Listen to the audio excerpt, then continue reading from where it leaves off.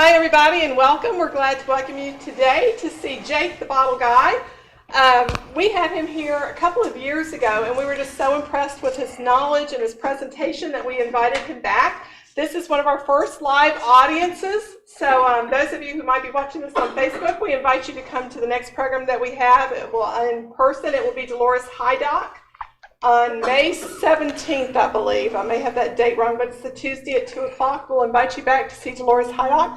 But today we are going to turn it over to Jake, who is going to educate us about the bottles, and then you're also going to tell us about a convention that you have coming up, a bottle convention. Yes, ma'am. Right? So I'll turn it over to you. Yes, ma'am. Bottle collecting actually goes back as long as they've been bottles. So so you're talking probably about 100 BC bottles have been around. That was done by the Asians, and then about 1 AD, the Romans got on board, and us Americans, we were still so far behind. We didn't get any bottles and glass till about the 1600s, start manufacturing them. Actually, one of the things at Jamestown was a glass refinery. So if you want bottles are kind of a long process, and then learning them is a lot longer. It don't take you long to figure them out, but it takes you a long time to master them. I've been doing this almost 15 years, and like she said, we have what we call them a show. It's a convention show, and we'll have people from all over the country come in to buy, sell, trade bottles, jugs, jars, books. It's in here in Lincoln. It's in Lincoln, Alabama here, and we don't charge anything after 9 o'clock. So we open to the doors at 9, and it's free to the public. So we do a lot with them. You'll see a lot of, for you guys who are here, you can see a lot what's on my tables, and I'll go over them. I think the screen works. I didn't even check it, but that's okay. But the problem is with bottle collecting, it's almost no one has the right way of collecting. I collect locals. That's what I collect. I collect Talladega County bottles, and I have a 10 by 12 room in my house, and it is full of local bottles, and I don't have them all. I'm about halfway done collecting Talladega County bottles on its own. So if you collect Anniston or Alabama or wherever else you're viewing or like to view, you can collect locals, and there's some books out there if you can find them. Best way to get these books that are correct with information is to actually go to these shows. Most people go to the Federal Order of Historic Bottle Collectors site and get the show listings on there, which is the Federal Order of Historic Bottle Collectors is exactly what it says it is. It's a organization that's for bottle collectors. I'm actually the Southern Director of the in that one. So if you guys don't think I have nothing else better to do than bottles, you're just about right. Because either I'm collecting, I'm doing a convention or shows is what we call a show, or I'm dealing with the Federation of Historic Bottle Collectors, and every now and then I come out to do libraries like this and educate. I was going to see. Oh yeah, we good. Okay. See, but collecting, you can collect anything from, if you like history, you're going to like bottles, because bottles is history.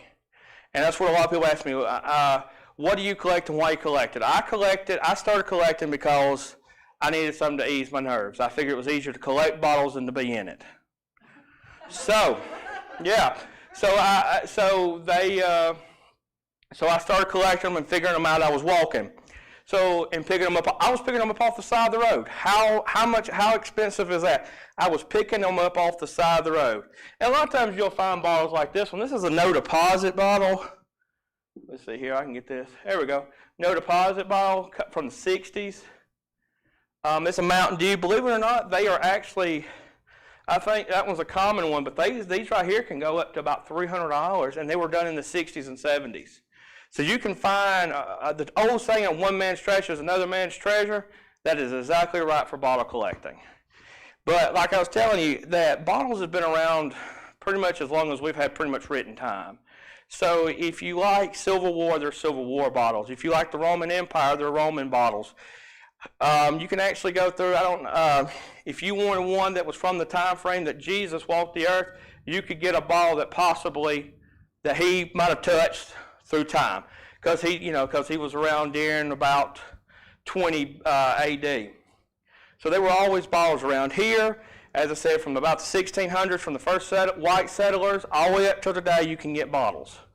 So most people, the younger generation like myself, we don't see a lot of glass. It's all plastic.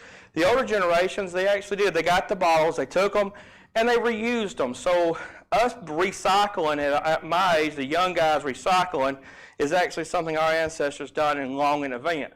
Because you'll still see you'll see where it says deposit. That means you have to take them back. Now the problem about bottle collecting is, and like these books, that's the book my wife brought me for Christmas one year. Useless information. But there's an article in here about Coca-Cola having the opportunity to buy Pepsi's recipe in the 1930s. Well, Pepsi was having a problem in the 1920s. They were actually going bankrupt. So the article about them being able to buy their recipe in the 1930s seems true. Now, that's published in this book. I mean, I don't know where she got it, but it's a real book. And the problem is, though, that's a lie. There's no proof that Pepsi ever tried to sell their formula to Coca-Cola. I've called Coke historians, reached out to a guy who's a big Coke historian in Buffalo, New York. He comes down, he knows the Coca-Cola families real well, been down there. There's no such proof of that ever happening. So when you get into that and you start reading, you got to be real careful what you find, because even in this book, well, I got to get used to it being upside down. Bottles. It's an antique trader's bottle book. Got some pretty bottles on it. There you go. Got some pretty bottles on the front. Got some pretty bottles in the back. But when it talks about dating the bottles, it has a section about the seams. I was going to see if I could find it real quick, and that's what I get for not marking it. But, of course, that's the way it goes. There it goes. See the seams on the bottles? It tells you how to date them. Well, the problem with that is that's not right either. It's a book on bottles. Yeah. Well, here's the problem. As you can tell, it'll tell you the mold seams and how to tell what year and all that. The problem is, though, that only applies to glass makers who could afford the new technology. So if you was a small outfit and wanted to make glass, you couldn't afford the best of the best, the newest equipment, no more than any other company can today. So their technology would actually be last time's technology. They would buy used bottle makers. So based on the glass company, they could be making bottles. Your seam on your bottle could be way past the ages due to the glass maker. And the glass makers are all over. So you really got to pay attention to how big of the outfit is, to how big of the seam. So the smaller the outfit, the younger the seam's going to be. You have more of a time frame because small bottle collectors glass makers couldn't make them. Now bottles come in all kinds of shapes. There's one. I got that one.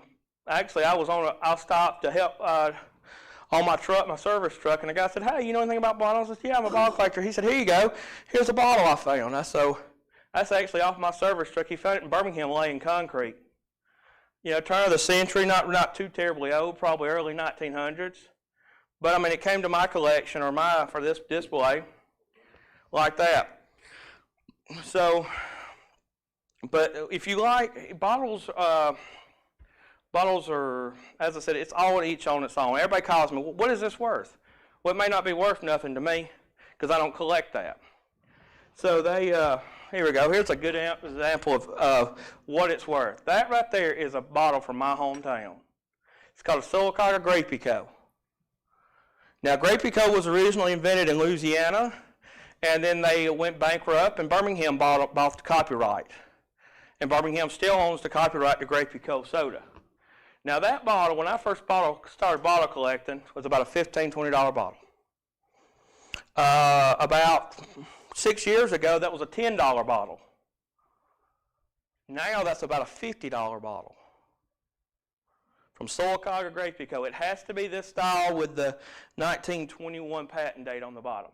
That bottle, that's when you ask me what value is and you saw one or you bought it for this, you're taking a gamble on what it's going to be. So when these were $10 a piece, I bought them every time I found them. I got crates of them. But now they're $50 a piece. I can't afford one. So that's all according to what kind of bottles that you guys collect or whatever you want to do.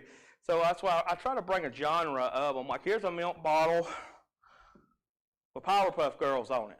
Pretty modern. But if you like cartoons or something like that, this is a great bottle. I really don't know where this bottle's out of. Let me see if it says it on the back. It doesn't say. But yeah, I mean, that's a, oop, we lost something. That's okay. I'll keep talking till they make it up. So bottles are, you know, it's all according to what you got.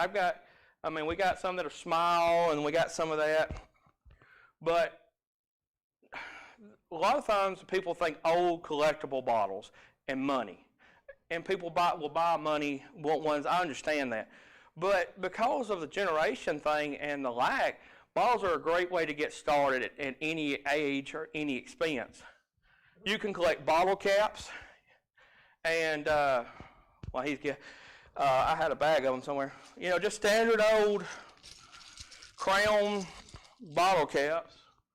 See if he's got me up and running. Yeah. Just plain old Jane bottle caps. Nothing special about them to me. But coffee soda.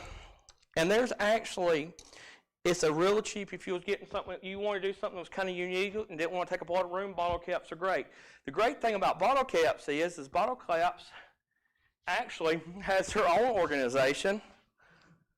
And it's a worldwide organization.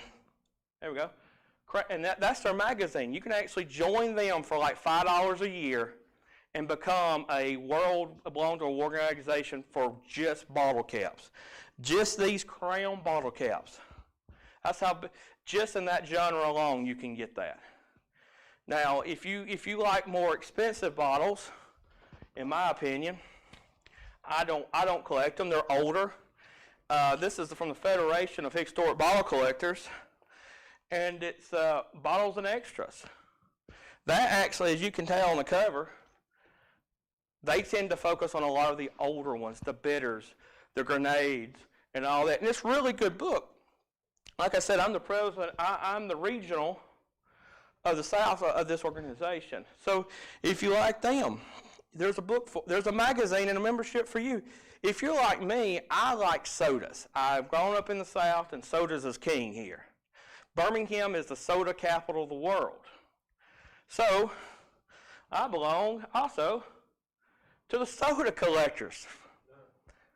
And that's just, I'm also a member of the National Milk Bottle Association. Yeah, you can tell where all my lunch money goes. But see, that's the problem. It's not really a problem, but it is a problem because you can collect anything in bottles and have any kind of money to get into them. If you don't, every piece of history has a bottle. Pepsi, for instance, if you play tennis, you can thank Pepsi. Pepsi actually has the copyright to a lot of the tennis rackets used today. It belongs to Pepsi Cola. If you shave with a disposable razor, you can thank a soda bottle for that. Because what happened is, you can tell these bottle caps here, when they came out in the late 1800s, they were the first disposable cap for drinks. They were disposable, first of its kind. Everything else, you had to have a bottle like this, and it had a metal stopper in it. You can hear it. You can't see it in this bottle. And that was called a cob stop. I mean, not a cob stopper, a hutch bottle or a hutch stopper. And you had to keep using that one bottle over, that one stopper over and over. But with a crown top, you didn't. So they came out with the bottle cap, and a few years later, they came out with a bottle opener. You figure they would have came out at the same time, but the guy who invented the cap said, "Oh, we got a problem. We need to figure out how we open these things up." So I mean, they did openers. I mean, which is still around today. You can drink beer. I mean, that's a pretty old one. I don't know what kind of bottle. That was a real wide there, but I get this thing. But this is my favorite. It's a Pepsi bottle. It's in something in Korean. I just figure Pepsi goes good with cat or something is what it says. I have no idea what it says. So anybody who can speak Korean, don't send bad comments to the library. It's just my joke because I can't read it. I can barely speak English with a southern drawl. But I mean, as I said, there's an inkwell bottle. So you can collect anything. But these are disposable. So Gillette said, hey, if you can do disposable caps for bottles, I think I can invent a disposable razor. And Gillette did. For you guys, and Gillette is still around today, but you can thank the bottle caps invention for your disposable razor you have at home. Fanta is another one. If you like World War II, Fanta soda, still around today, actually was invented by the Nazi Germans for their soldiers to drink. It was a fruit drink for the Germans. It is still a fruit drink today that Coca-Cola owns. Fanta does fruit drinks. And believe it or not, it was a Nazi Germany drink invented for their soldiers. After the war, Germany got in a bind and sold their Fanta copyrights to Coca-Cola, and now you have the Fanta that you drink here. So throughout time, bottles have always played a history to us, somehow, somewhere. That's what and so that's so you got. I mean, somebody asked me about Try Me. I got a phone call about Try Me. That's a nice little Try Me bottle. Little Art Deco. Now Art Deco describes it, as you can tell, it's got very pretty decorative cut-ins. I've got, here's another little, what they would consider an Art Deco. And Art Deco was very popular in the 1920s and 1930s because they wanted to stick out. Here's one. It's called Payday. And it's actually embossed, looks like dominoes. So I guess if you play dominoes, you got to be paid. I guess that's how that works out. So and then you get, you can get into earlier bottles that are not Art Deco. That one's turn of the century, pre-crown top, probably late 1800s. So it's all according to what you collect and why you collect. People, that's probably the number one thing. But bottles are still around. We still collect them. But you talk about, people get recalled. Here's another one I like to bring with me. There's I get this thing. There's a diet and a dietetic Mountain Dew bottle. Dietetic Mountain Dew, not Mountain Dew, Dr. Pepper only made it 1 year because us as Americans apparently can't read. Yeah, you laugh. And here I am sitting in the library. People would shop and they would, thinking it was for diabetics, because they thought it said diabetic Dr. Pepper, they would drink it. The sugar content was lower, but it still had sugar in it, and it was actually putting people in sugar comas and killing people that were diabetic. Because us as Americans, we shop in a hurry, can't read. So Dr. Pepper recalled it and changed it just by a little bit and called it Diet. So Dr. Pepper, if you drink a Diet Coke, a Diet Pepsi, it was Dr. Pepper that gave you the diet. Dr. Pepper was the first one to ever do a diet, whatever other drink. Coca-Cola did not. Coca-Cola's first diet drink was called Tab. I don't think you can get that anymore. That was my grandmother's favorite drink. So, but then so there you got that, and then you like people like Coke. Coke's everybody's favorite. You live in the South, you drink a Coke. I go to the restaurant the other day, and the guy said, "Hey, what do you want to drink?" I said, "I want a Coca-Cola." He said, "Sir, we only serve Coke products here." No joke. Actually, I was in Birmingham, and I was like, I just looked at him. I said, well, Coke's fine. So, because I'm a bottle guy, I call everything by their real names. Like, most people like the Cokes, and they know the hobble skirts. That's an early straight side Coke. Like I said, I can get this thing figured out in a minute. And it had there were 3 or 4 variations of that one. That was your second style of Coke bottles that were ever produced. So if you like Coke, you're going to start looking for bottles between the late 1890s and until today, because Coke still makes them in glass. So now here's always my favorite, and it's not even a Coke bottle. It's not a soda. I ended up with it in a bundle I bought years ago, and I keep it in my collection. It's called Old Croak, Kentucky Straight Embalming Fluid by U.R. Stiff. Now, here's the kicker for you guys. I'm going to see if I can pull it up here for it. You guys laugh. Here's the kicker for it. Let me see if I can pull it up. It's not going to zoom in. But down here it says it's orange blossom honey. It's actually a honey bottle. And I can date it. See, it's got the top on it, the twist top.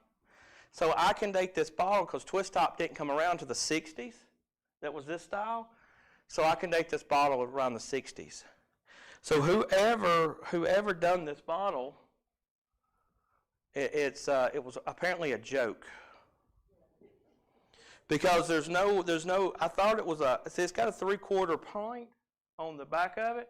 I thought it was originally alcohol because of Kentucky, but during the 60s still, they still had the do not use by federal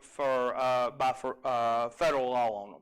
That was required from like 1936 to the early 70s. So if you ever get a whiskey bottle and it has that do not use by federal government reuse, they only did it for like about 30 years, from the 30s to the late 70s. Actually, I have that. 1935 to 1964 was when they used that warning label, because it was supposed to stop moonshiners from making moonshine and putting them in bottles. But the problem with that is that if you're breaking the law making moonshine, I don't think embossing on a bottle is going to stop you from breaking the law. If it worked, people wouldn't be running stop signs. So, and then I broke it. For you guys, that's okay. For you guys don't panic. I break a lot of bottles. If you're in a glass world, you're going to break some. This one's actually, I bought this one actually just for this show. It's hard to read here. It's called Milk. It's Mellow Milk. For you guys who don't know, for you guys who do remember, these creamers were often at cafes and stuff like that. It was for coffee creamers. This one, Mellow Milk, was here in Anniston. It's actually a local bottle to this presentation. One of the few local bottles I have, actually, because Mellow Milk had a branch in Talladega. So I collect Mellow Milk because it ties back to some of my dairies back home. So that's kind of gives you an idea. But we was talking about collecting and doing all this. Now, people, I know this is new and this is kind of talking about collection. Kids collect. Believe it or not, it has become a new thing with kids. Because for you guys who have kids, that's a Good to Grow cap. And here's some more Good to Grows. I stole them out of the cubby for my son. He drinks out of Good to Grows. They're Good to Grow caps. But here's the great thing. These are bottle caps that you get on juices. And the really cool thing about it is if you got the technology and you're very internet savvy, or you know how to work the apps on your phone, if your phone don't flip. If you got one of those dummy phones, this won't help you. But if you got a smartphone and you know how to work the apps, Good to Grow has an app for collecting bottle caps. You pull up the Good to Grow, you scan the bottle cap, and it helps you keep up with your collection. That's new technology. New kids are collecting caps. My son, we have all of his caps. I took a picture of his caps one time, and my son, being 3 years old, actually won one of the competitions for cap collecting, and they sent him a pair of socks that had these little caps all over them. So they are out there. You don't have to have the $1,000 bottles to collect. You don't have to have a kid-free room to collect. So this is a real simple technology, real simple for kids. Now, I got a lot of glass. My son's 3 years old, and I'm going to tell you that kid can carry glass just about as any good as anybody else. But he's been raised around him, bless his heart. That's all he ever does is go to shows with me. And now, earlier somebody said something about my purple Coke. Now, purple Cokes, yeah, see, I talk to the crowd before I get them wound up, you know. That's a purple Coke. It's hard to see on there. Let me see what I can do something. See what rigging I can make up here. That's a little better. Not great. Not great, but I can do it. I can rig it up. See, look at that. We good. That's a purple Coke. That's a straight side Coke, like I showed you earlier. That, when they're turned purple, and I got another one right here, I bring them. I think they're pretty. I do more bring them to educate people. They never made that bottle. Not necessarily that they didn't make that bottle. The bottle would have looked like this right here. That aqua clear there is what it would have looked like from the factory. The blue or the purple here that you're seeing, in the bottle world we call it newt. They send it out to a food processing plant. Closest one to us is in Florida, and they run it through the same machine that they run your fruits and vegetables through before you get them in the grocery store.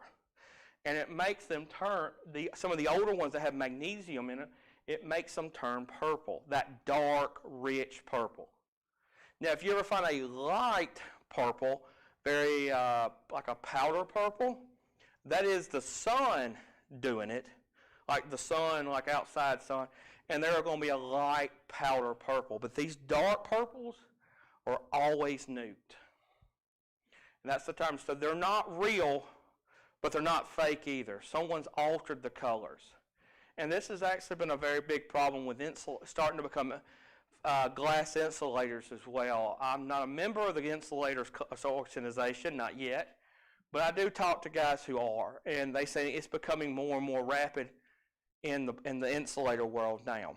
Now, talking about nuke. Now, if you nuke one that's got copper in it, it looks like that. There's no such thing as an amber hobble skirt. It's been nuked. Now, you can go to the local trade market, trade days, flea markets, and there are going to be people that tell you this is an extremely rare prototype bottle. No, it's not. They never made an amber hobble skirt. What do you mean by newt? Newt. That is, that's where the nuke is a term where they send it through the food processing plant that's at the farm, and they actually hit it with radiation. Oh, okay. And I mean, that literally, it's like a big old huge tenon bed, and it's supposed to sterilize your fruits and vegetables so it won't have near as much bacteria from when it comes in from the fields. And then it's a radiation. Right. Why would they do it? Why would they do what? Why? Because it's pretty. They nuke them because it's pretty and there's a fool born every minute. I mean, that's the answer to it. You can find them that, I know a got lady, she'll be at the Lincoln show, and they've nuked them back in the 70s and 80s. You go up there and you buy them from her, she'll tell you they're nuked. And they're about $1 a piece. I mean, she takes standard bottles that are not worth anything, and they'll go get them nuked. But some people will nuke these nicer bottles just so they can get your money.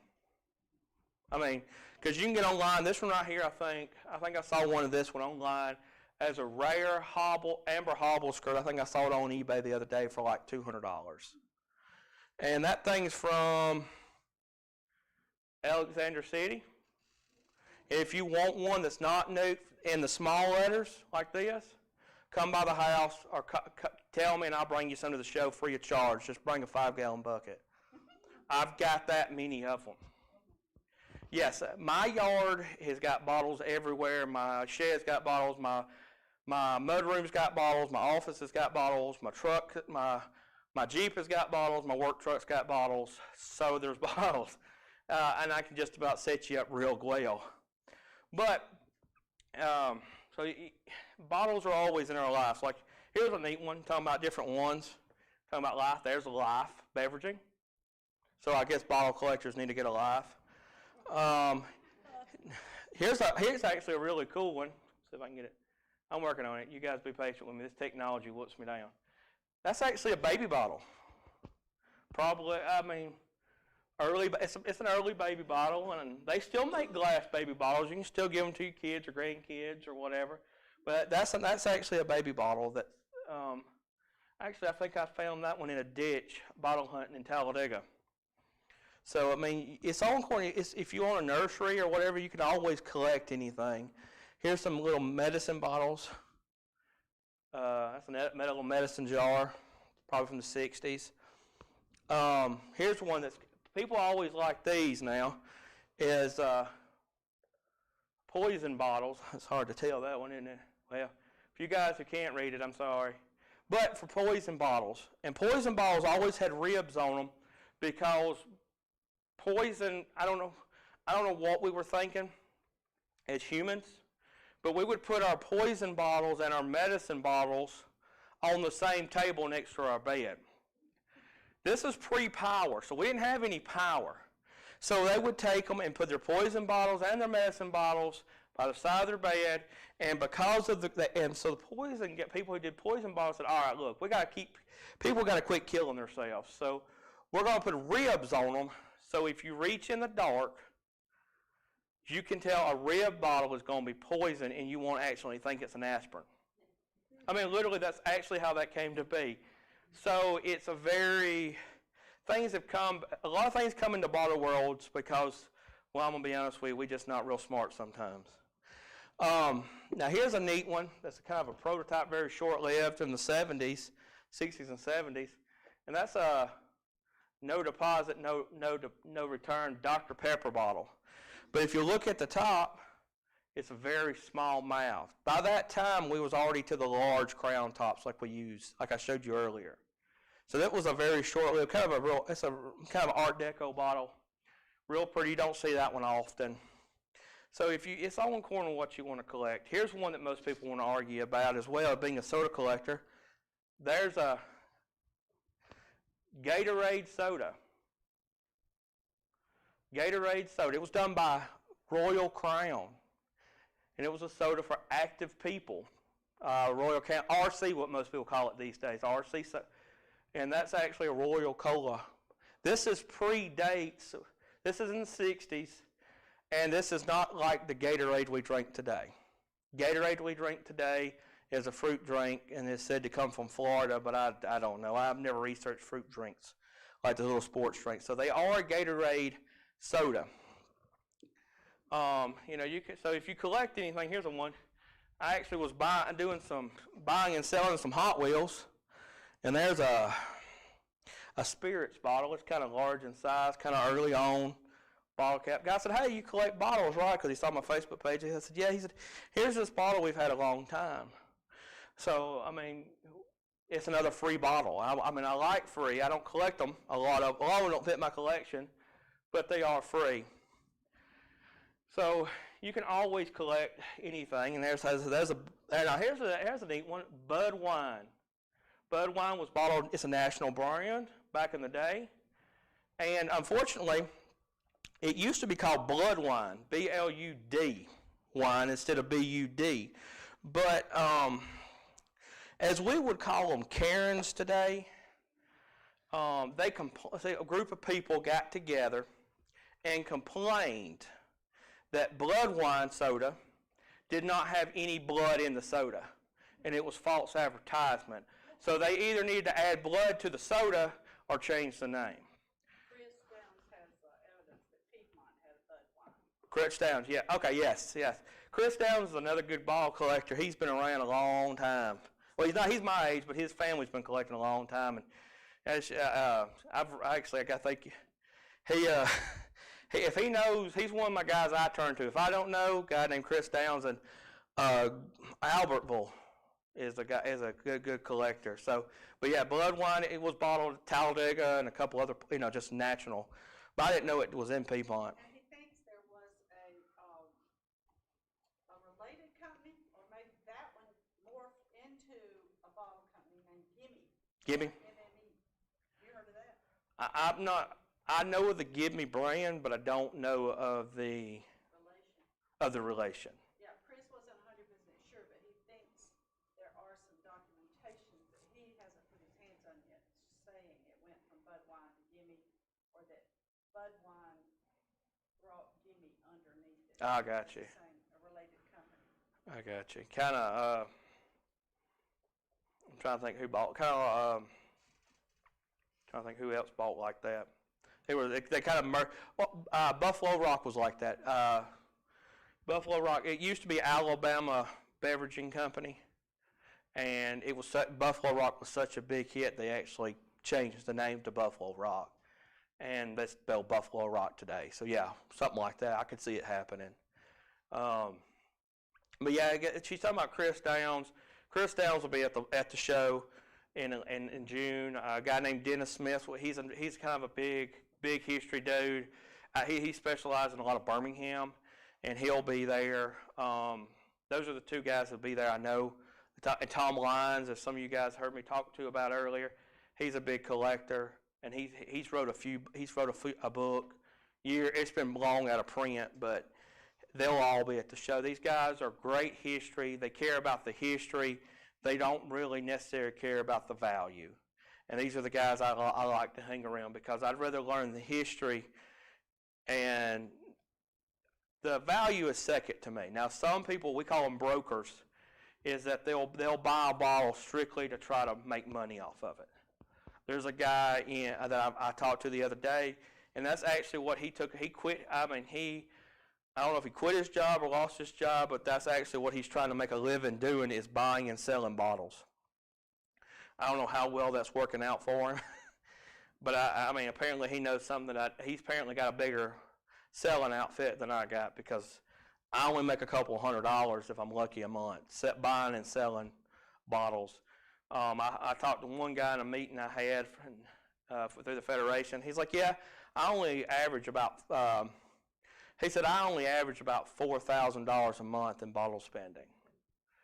He only averages. Now, I'm going to be honest with you, I average about $40. So it's a very big deal for some of you, and there's money in it. You don't get the great bottles. You get the great bottles by two reasons. The great bottles, you either get them by willing to spend the money, or you got really good luck. It's the only two ways you get it. And and don't get me wrong, there's some bottles I don't bring. They don't leave. If you want to see them, you have to come to my house, and we're going to see them, because they're not going to travel, because they are really good bottles. I have some that are like one of one, which means that's the only bottle known to exist. I have some that are one of five. That's the only me that they're record on to exist. Those bottles do not travel. And that's why I bring a genre. If you guys who can see these tables, I bring a genre of different bottles and stuff. So if we drop one like I did, no one's got their feelings hurt on it. I used to bring around a very rare Coke with me. It was called a Coca-Cola from Brookside, and I used to bring its Cola War bottle. It was Coca-Lula. They look identical besides the last three letters on the shoulder. They got the shoulder like this, but it's but one would say Coca and L-U-L-A and it'd be in script, and the other one would say Coca-Cola. And everything else will look identical. I used to travel with them, but I did one at Van, and it actually wanted to be picked up a lot off the table, which I don't mind. If you guys who are here, you got to get the bonus of coming up and actually touching some of this stuff. But they wanted to be touched up a lot, and I was really scared it was going to be broke, because it's a very rare bottle. I've had 3 in my time of collecting, and I have 2 of them still left in my collection. So that kind of gives you an idea of how big it is.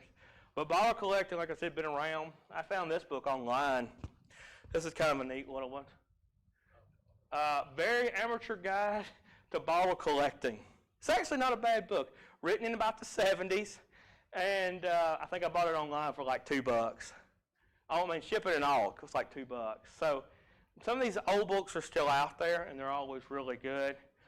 Now, like, here's another one for you guys who are local. I don't know where you guys travel from.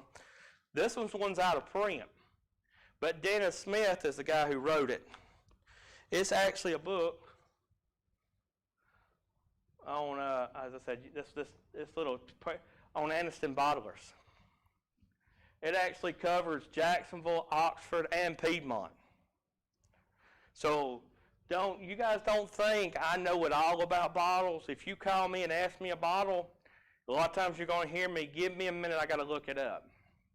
Because I have a bunch of these little books that I actually look up stuff. Because you can't know it all.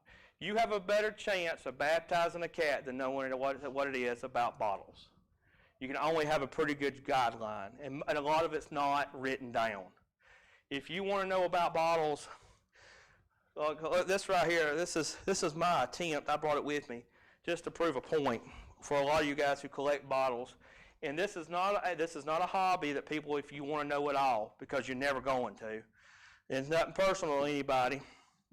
But I actually have started my own book where I get this figured out. Once again, this technology thing is for the birds, just to let you guys know.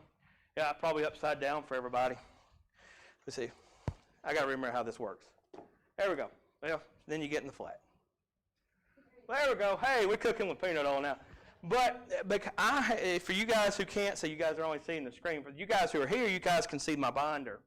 I am trying to keep up and register every style in every town of every major brand in Alabama.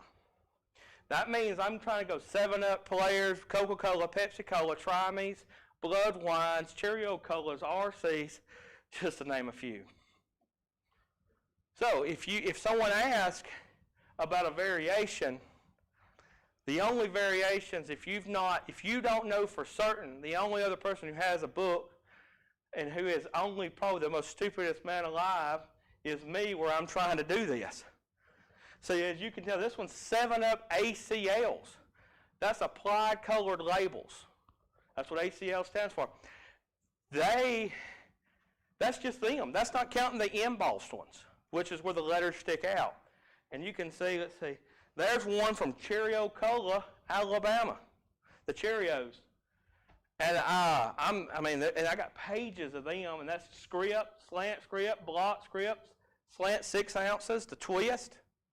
And so the only way you're going to know this is a lot of these bottles information is getting out there and doing the research. And that's actually where libraries come into real good play.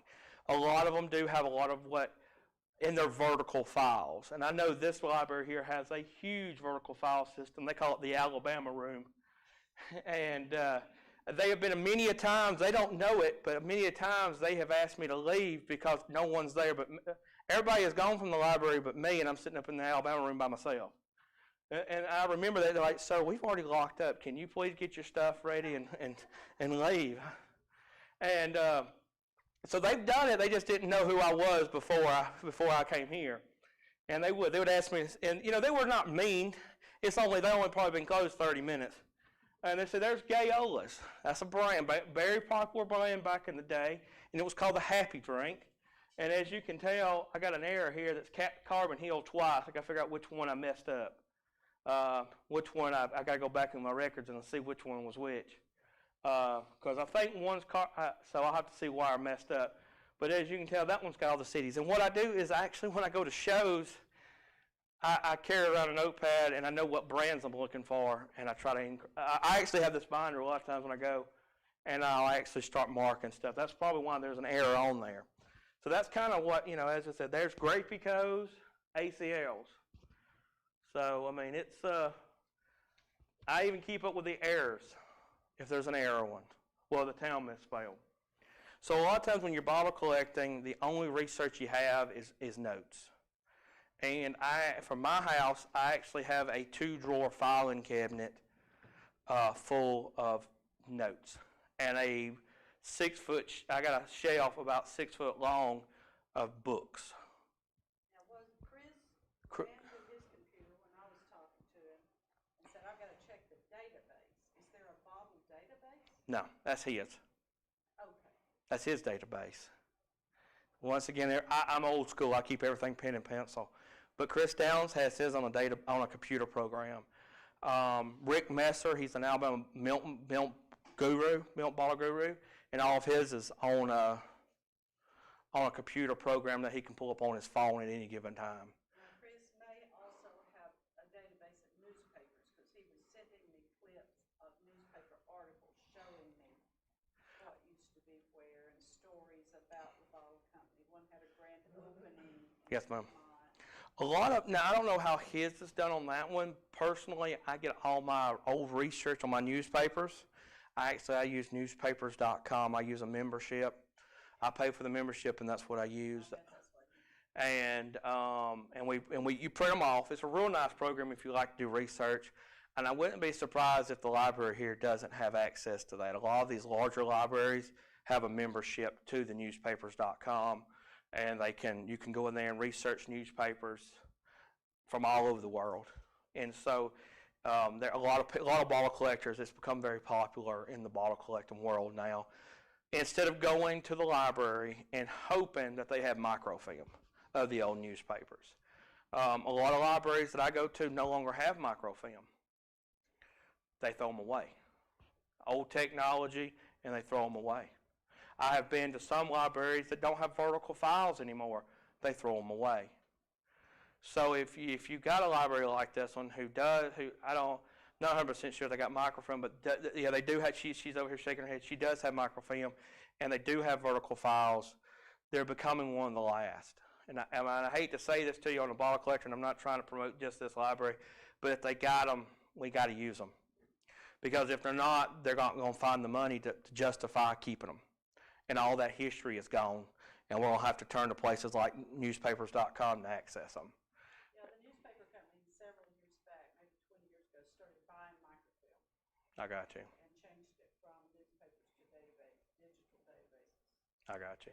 In some of the newspapers, I've actually been down to the Daily Home, and they actually have a room that has old newspapers in it. You can actually still go down there and touch some of them at the Daily Home in Talladega. If you could, the editor down there, I don't know if it's the same editor, I think his name was Chris or something. He was always real good to me.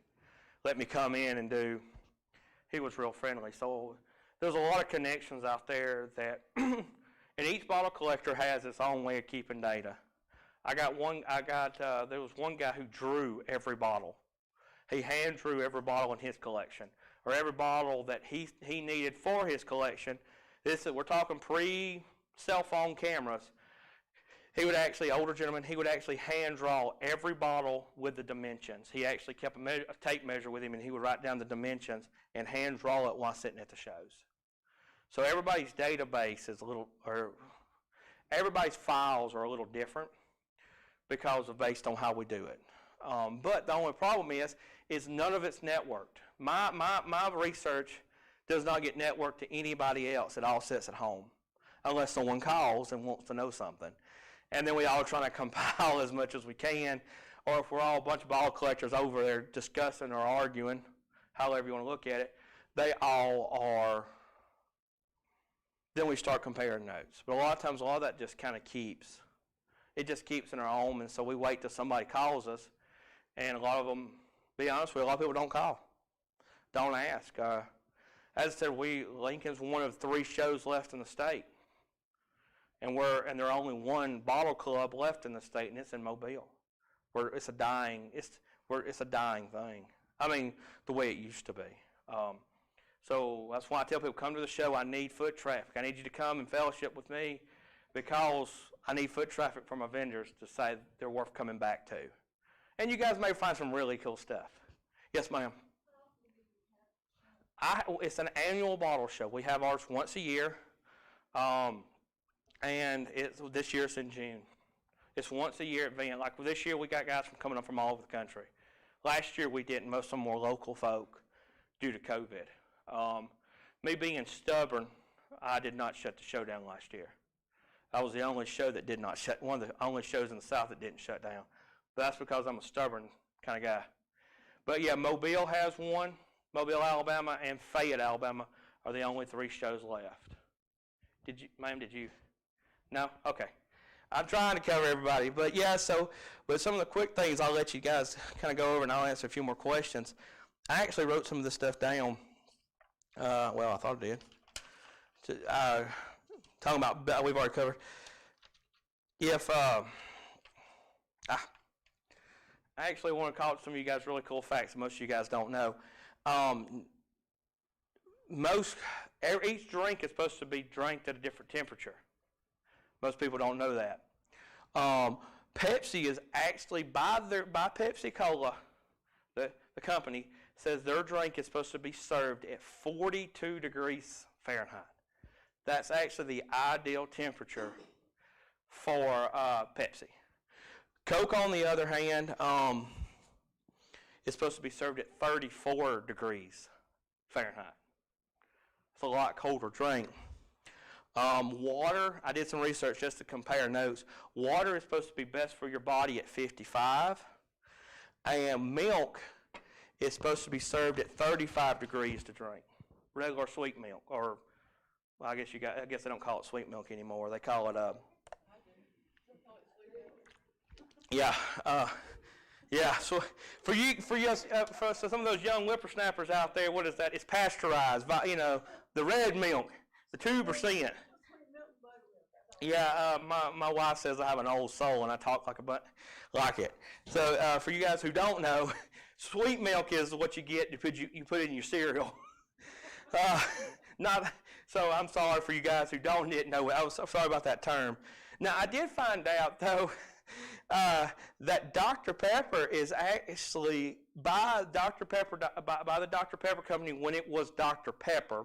It's no longer Dr. Pepper. It's actually Dr. Pepper 7-Up Snapple. They actually released it that Dr. Pepper was supposed to be served warm, and it actually is. They recommend to heat it up to 180 degrees in a saucepan and pour it over a lemon. That is from Dr. Pepper. I mean, this article dates back to about the 40s and 50s, and that's actually how they recommend you serving Dr. Pepper. Now, I've never had a hot Dr. Pepper over a lemon in my entire life. No, it's not good? It is good. Okay, somebody's had it. I've never had it, but I was doing some research because I wanted to see some stuff. So you guys, these drinks are all served all over the thing. And like 7-Up had, most of these sodas were originally medicine. Dr. Pepper, Pepsi, Coke, 7-Up. 7-Up actually had a mood stabilizer in it.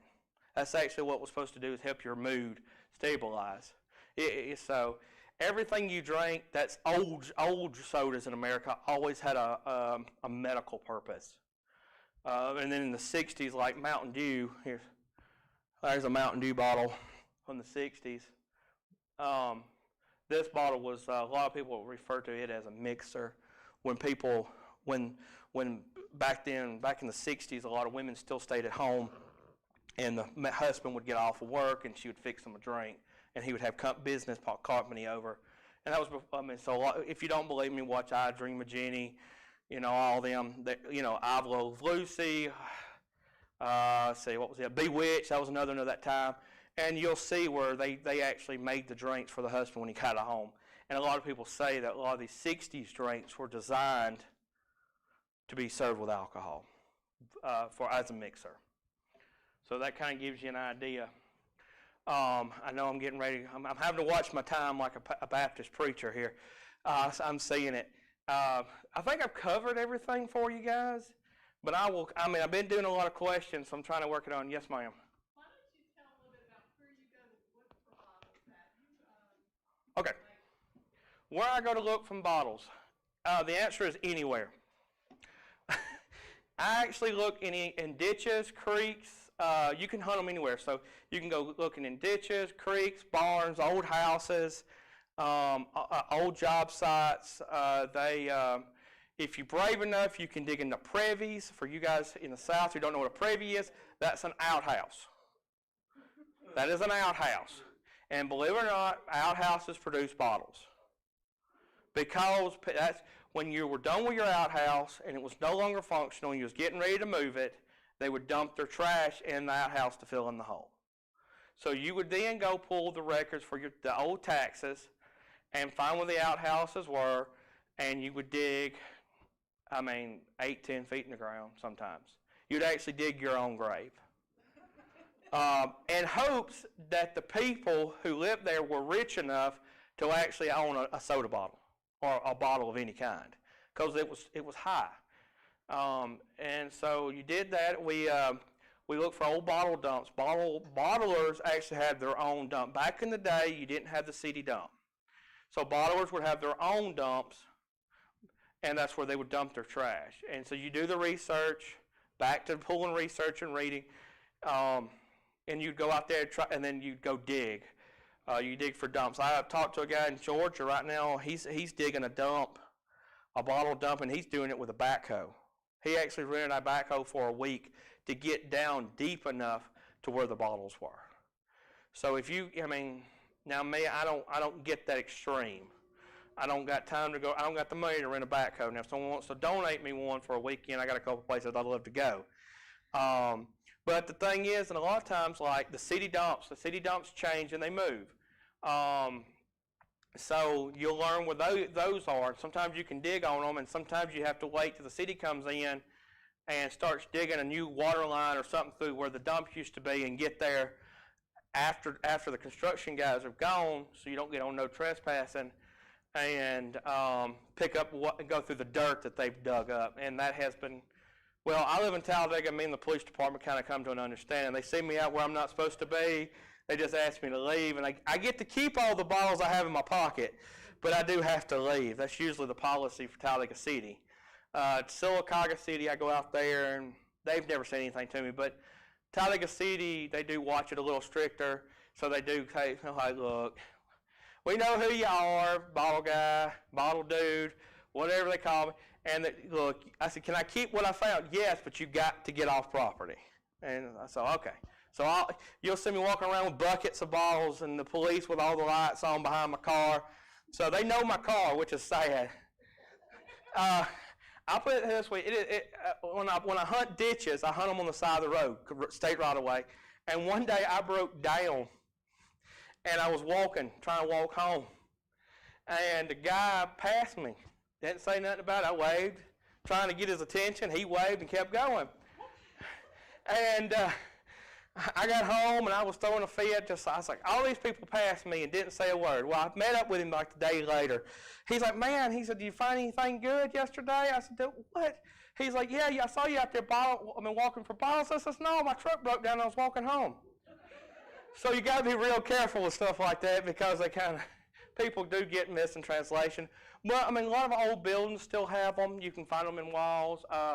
Be honest with you, I actually dropped off an article to the library just a few minutes ago and didn't realize that the article that was in the Federation's magazine about the oldest saloon and the bottles and the jugs, all that were produced there, I ate there for lunch before I came here.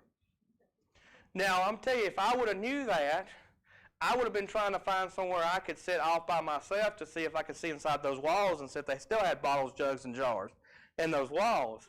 So all these historic buildings we have in town, it'd be a place I always petition to let me walk in. Look, I'll sign a waiver, let me walk and see if I can find any bottle-related items. And sometimes the people who own them allow me to. Sometimes they call me really bad names. But it happens. But yeah, so if you hunt them, you can hunt them anywhere. Farms have old glass dumps, because what would happen, they live so far out of town, they would pile them up and then get a trailer for their tractor full of bottles and bring them into town to get the deposit. And something happens and they never do, so there'll be piles of them. And so there's always a place to look if you're willing to pretty much get your hands dirty. So that's kind of And then luckily with me, a lot of people know who I am, and they like that bottle I showed earlier. They give me bottles, so that helps me. Yes, sir. Do some of them have value or good value, even though they might be broken? Yes, sir. Yes. Broken. That is where people vary on their price. I have sold people. I buy what I would call, we call them example bottles or space saver bottles. It's broke, but you put it in the space so you to have proof. And some people buy them and some people don't. And sometimes a broke bottle that is extremely rare can still bring up to, probably up to about $100. You have one held together with mud. I do. I do. I actually have one from Dable. It's a block lettered Coca-Cola. It's the only. It's no one's ever seen a block letter from block letter from Dable. And she came to the house a couple years ago, and I don't clean the mud out of it because it is so badly damaged that if I took the mud out, I was scared the bottle would break. Because I can see all the cracks in it. And I got one that she remembers here that it's cracked so bad it actually looks like stained glass. But it's the only example I have, and it's such a hard bottle to find. And it's a Coke bottle from Blossburg, Alabama. And those are extremely hard to find. So it does. If you look at it, it just looks like stained glass, just so many cracks and damage in it. And I paid about $40 for it because I didn't have one for my collection, because I have a separate shelf. When I first started bottle collecting, I was finding Coke bottles with towns on the bottom, and I was at that time when I first started wanting to try to collect every town in Alabama that had a Coke plant. I've been doing that 15 years. I still have my original collection where I started, and I still am short some bottles. But I just in the last year, I picked up one from Geiger, Alabama. That plant was only in business 6 months. I picked up one from Reform, Alabama. There's no record of that plant even existing. So so some of these places, the bottles are so I'm always looking to increase them. But yes, I have some that are, but the damaged bottles, they're not going to get you as much as mint, like anything, just like a coin. So yes, if you have broken bottles, sometimes they do have value. Yes, sir. Where I came from, Colorado, broken glass is what people, hobbyists make stuff out of it. They make stained windows or with the old glass. Or Yes, sir. Maybe make stepping things, anything they can make out of that old glass. It's really pretty. Yeah, I know what you're talking about, and it's very popular, like out west, and actually on the New England coast. But here in the South, we just don't do that. I don't know. I really don't know what the issue, why we don't. But I know what you're talking about. I've seen it. I've seen people take glass and turn them into old broke bottles and turn them into cups. And I had a guy, I think out west, she made me, took an old bottle and made me a card holder. So it's made out of an old bottle that's been turned and it's been worked. But you don't see that here in the South for some reason. Maria Bronto has a lot of old glass and broken piece of porcelain, and it's made. Have you never been there? No, ma'am. You need to go there. You would find that interesting. Yes, ma'am. As I said, I've never been there, but I'll have to check it out. Put it on my list of everything. It's got a whole park full of plaster, but it's all decorated with broken pieces that he collected from all over the world. Oh, dang. Dang. Sounds like somebody's got a lot more time than I got. But yeah, so I mean, you're right though. I mean, people use broken bottles, but if you was trying to sell one to, I thought as I said, I took his collection as if he was trying to sell one to like a fellow collector. But yeah, if you repurpose them, that's a good word to use. If you can repurpose them, a lot of them are real pretty. I've seen some stuff. But here, I said, here in the South, we just don't see a lot of it. No, not that I've seen. So, Why do you have a can up there? oh yes, my can. Yes, okay. I'll cover this can, and it's really nothing to do with a lot of bottles, but I'll cover it just because I like you. Actually, this is my can. I got this for Father's Day. So, It says, my dad, my hero dad, cheers to my hero dad. I got this for Father's Day for 1 year that my 3-year-old son now picked out, and it's just a bank. It's nothing fancy. But actually what we're doing this year is DeSoto Tactical out of Chillsburg is a small mom and pop shop. They make a lot of custom-made gun holsters and stuff. And this year they make a money. One of the things they do is a money clip, a card holder. So there's the back of it. And they actually made one for us for the show this year to raffle off. And so that's my canister I keep with me with my raffle tickets to put people's names in. As I said, we're raffling it off for $1 a chance. But the guy down in DeSoto, the Tactical, made that one for us, and it's in our theme for you guys to see. Each year, our bottle show does a different soda. So, How many bottles are still left that people drink liquid out of, sodas? there's our theme this year. We're doing Willie the Hillbilly. So he did that clip in the Willie the Hillbilly. How many different sodas they are? Or people still drink out of bottles? Well, I mean, like glass bottles, I don't know, probably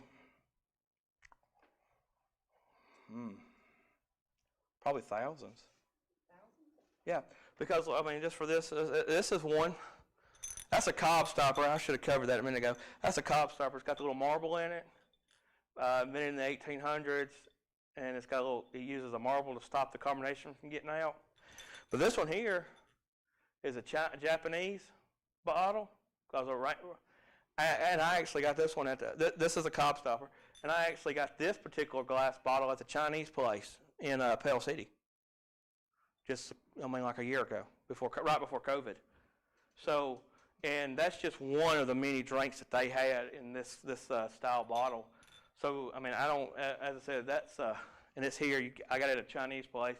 You can go to the Mexican place, and they usually have 5 or 6 different Mexican colas. Walmart still has a handful of the Dr. Pepper, Coca-Cola. A lot of times you can find Diet Coke, Mountain Dew, Pepsi. All of them still come in glass. Dr. Pepper, all your major brands, a lot of them still come in glass. You can find Fantas. The Fanta flavors can still come in glass. And then if you ever get froggy, there's a place called Rocket Fizz. And they're only in a few places in the country. One's in Georgia, Marietta, Georgia. And it is a place strictly for sodas and candy. And it's wall to wall, about the size of this room, wall to wall with different bottles of sodas still in glass. So that's why I gave you that number, because I don't know how many they had, and then based on the imports and regional, how many are still out there. If that gives you, but yeah, if you go to Rocket Fizz, you can get things like pickle soda, cat drool soda, and stuff like that too. Bacon soda. So they have a lot of different ones that they do. Yes, ma'am. You mentioned the one that I think you said at the service station and for Coca-Cola, they said they only had Coke products. Yes, ma'am. I have found trying to get bottle caps that say Coca-Cola, and the only ones I can find are the Mexican. Yes, ma'am. I make earrings out of them sometimes, and I haven't been able to find Coca-Cola, only Coke. No, ma'am. The American version has Coke on them. The Mexican, what we get here, what they call the Mexican colas, they do have the Coca-Colas. Now, one thing that I could tell you to do, and that's like, as I said, I had a bag of them a minute ago, is if you can a lot of times go to these bottle shows, and people, I don't know what you're willing to pay for them, but a lot of times you can go to these bottle shows, and they'll have them by the boxfuls. A lot of times for, a quarter a piece, 50 cents a piece, and you can get some weirder, some Pepsis and the coffee sodas and stuff like that. But yes, due to regional marketing, it's different logos.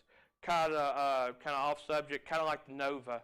A lot of people remember the Nova coming out, but they couldn't sell the Nova in Spanish-speaking countries because Nova in Spanish means no go, and they couldn't sell cars that were on the side of it said no go. So when you translate over, that's sometimes why you get the little regional different ones.